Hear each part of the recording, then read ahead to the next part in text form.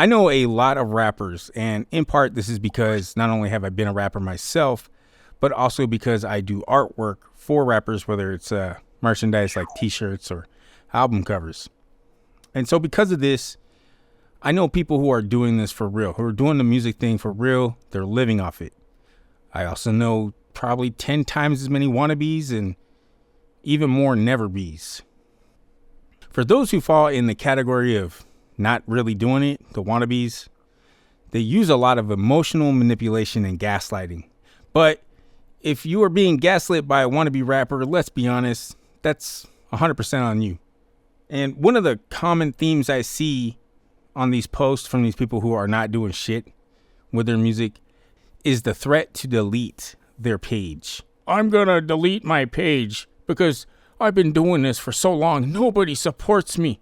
Which is fucking weird, because how are you threatening us, anybody in your audience or potential audience, with the punishment of you no longer being in our lives? I wish the trash in my house would take itself out too. I'm gonna delete my page. Rappers typically are supposed to be prideful, boastful people. Like me, I'm the shit. I know I'm the shit. You're not going to catch me going out here, I'm going to delete my page. What the fuck backwards kind of shit is that?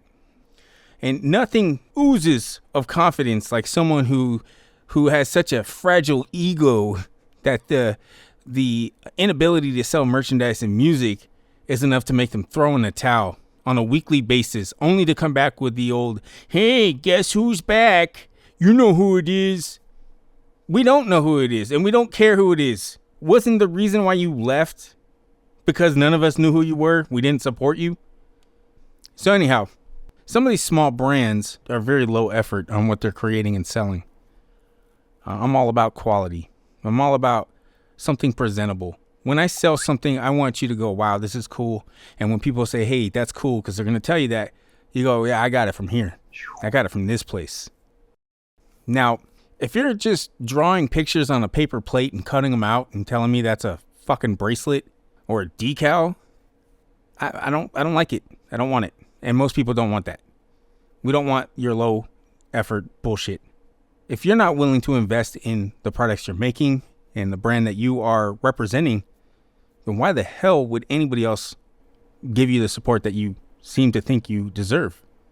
You know, another thing is, with Temu is now a thing that people have for cheap bullshit if they want some cheap bullshit. So how are you going to let Temu show you up?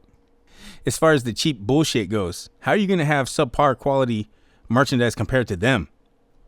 Now, this goes for the brands, the small brands, the creators, the rappers. And having an attitude of confidence is key. However, that doesn't mean you also shit on and belittle a potential audience. You don't talk to them in an assaulting manner. It's one thing if you're being funny and they get the joke and they understand what you're doing, but more often than not, the delusional people who think they're doing that kind of a gimmick or that kind of joke are really not nailing it. Now, this goes for all creators, content creators, small brands, underground rappers, whatever you do. Maybe you're an influencer for jelking. Whatever your profession or field is, or whatever it is you want to be doing professionally, you have to make sure that your confidence also does not belittle or insult your audience to the point where they want nothing to do with you. You can't badger people into supporting you. I mean, you could try, but what you're going to notice quickly is when you're constantly telling people you have to support me, they ain't going to support you. Let me give you an example here. Say you're at a used car sales lot and the sales rep swoops in on you immediately and they start pressing you to buy that car. Hey, you got to buy this vehicle. Hey, what do you mean you don't want this car? Hey, how about this one? It's perfect for you.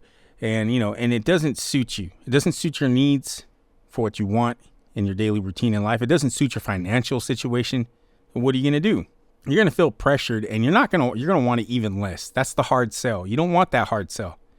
If you feel like you're being cornered into supporting somebody or cornered into buying something, you're never going to be happy with that purchase or that support that you're giving. You're going to go, wait a minute, I don't like this. This doesn't feel right. Let me take it back one more step here. And what if that salesperson trying to sell you that car not only got on top of you trying to push you with the hard sell, but now they're like, listen here, you piece of shit. If you don't buy this car, you gibbly goober, your pets at home are going to get leukemia. And also, they will stop loving you. Or, or maybe they just call you a piece of shit motherfucker, right? You gonna want to fucking buy that car? I'm not. I have a stance against animal leukemia. I'm very against. So what is the approach to take?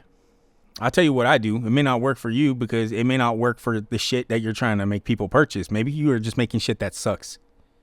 Maybe you need to rethink that. And if even for a split second you're like, yeah, well then rethink it. But let's say you have a good product. Don't be afraid to have a soft sell. A soft sell? That doesn't sound very hardcore. I understand.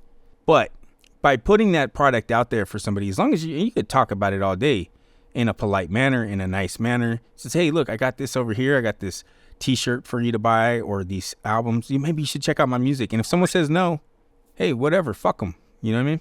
By putting that product out there and letting it live and breathe on its own, you're going to have a better odds of people going, hey, I like this.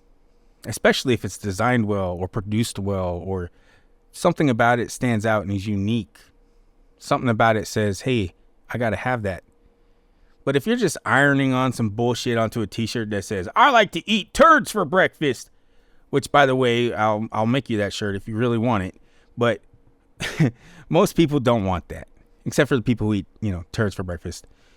But that's a very niche Instagram group probably. Is there a group for that? We're going to find out now. But I'm going to have all these people pop up in the comments like, hey, I eat turds for breakfast. Don't you make light of me. But yeah, if you're doing this rap thing, if you're doing this music thing, if you have a small brand or you are a content creator, even for that matter, you got to check your energy because literally the energy you put out there is what you're going to get back. And if you're giving a shitty energy, if you're giving hate, if you're giving a bad vibe, nobody's going to want to pick that up and run with it. They're going to go, you know what, unfollow.